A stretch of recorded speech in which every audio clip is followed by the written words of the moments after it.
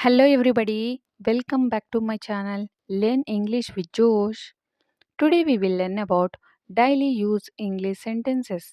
I hope these sentences are very helpful to speak in English. If you are new to this channel, please like and subscribe. Let's start. నీకు గుర్తుందా నిన్న రాత్రి ఏం జరిగిందో? నీకు గుర్తుందా నిన్న రాత్రి ఏం జరిగిందో? ఇంగ్లీష్లో do you remember what happened last night? Do you remember what happened last night? నిన్న రాత్రి అంటే లాస్ట్ నైట్. ఏం జరిగిందో? What happened? నీకు గుర్తుందా? Do you remember? See the next one.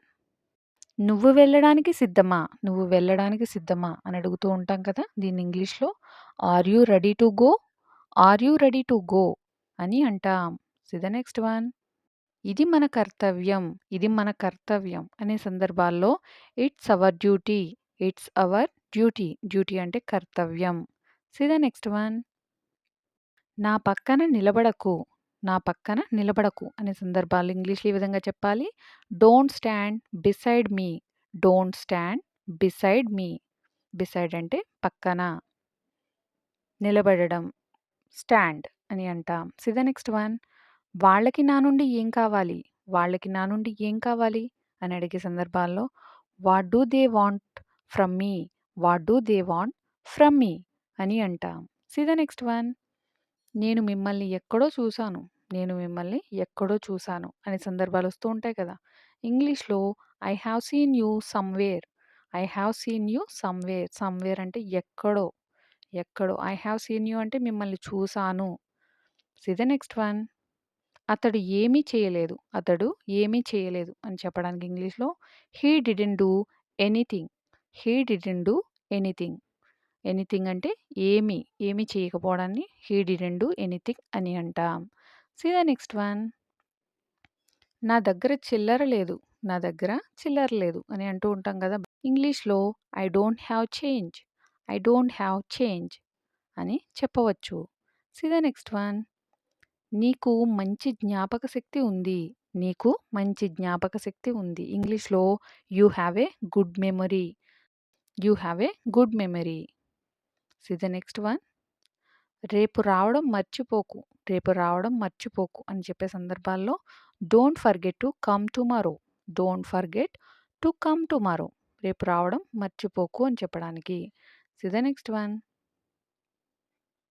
మనం భవిష్యత్తు గురించి ఆలోచించాల్సిన అవసరం ఉంది. మనం భవిష్యత్తు గురించి ఆలోచించాల్సిన అవసరం ఉంది. ఇంగ్లీష్‌లో we need to think about the future. We need to think about the future. About the future అంటే భవిష్యత్తు గురించి ఆలోచించాల్సిన అవసరం ఉంది అని చెప్పడానికి we need to think. Think అంటే ఆలోచించడం. See the next one. పక్కకు జరుగు. పక్కకు జరుగుని ఇంగ్లీష్‌లో ఏ విధంగా చెప్పాలి? Move aside. ఎవరైనా అడ్డుగా ఉన్నట్లయితే మూవ్ ఎసైడ్ అని అంటాం. See the next one. కొంచెం జరుగుతారా? కొంచెం జరుగుతారా అని రెస్పెక్ట్‌ఫుల్‌గా అడగడానికి would you mind moving a bit? Would you mind moving a bit అని అంటాం. See the next one. ఇక్కడ కాసేపు ఆగు.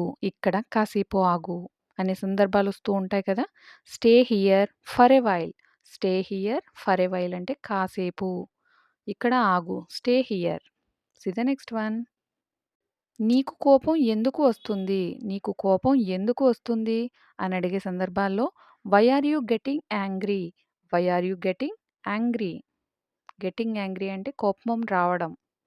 ఎందుకు వస్తుంది? Why are you getting angry? See the next one.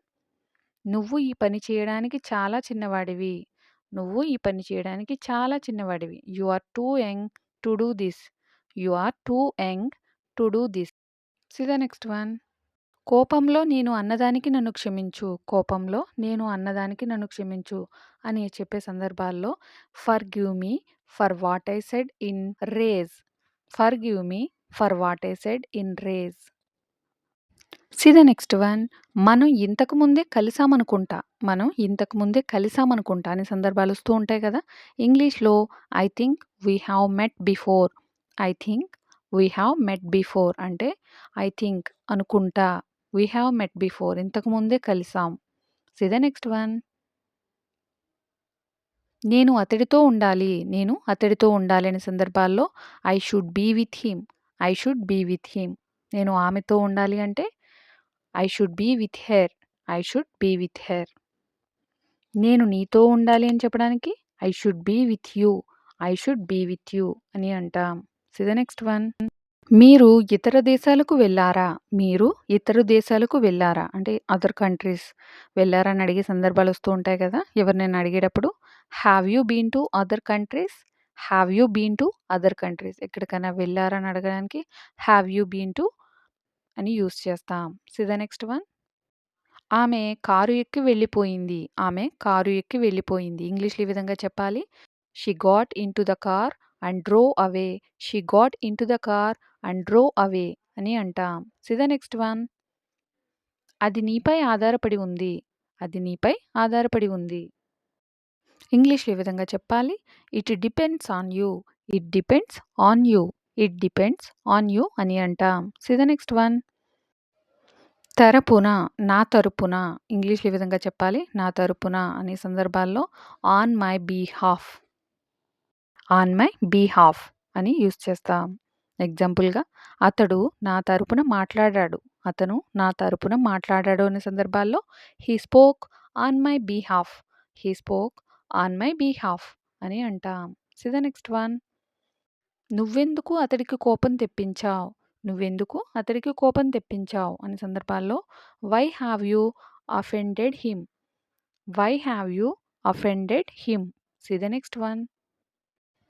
నేను చెప్పడానికి ఏం లేదు. నేను చెప్పడానికి ఏం లేదు. I have nothing to say. I have nothing to say.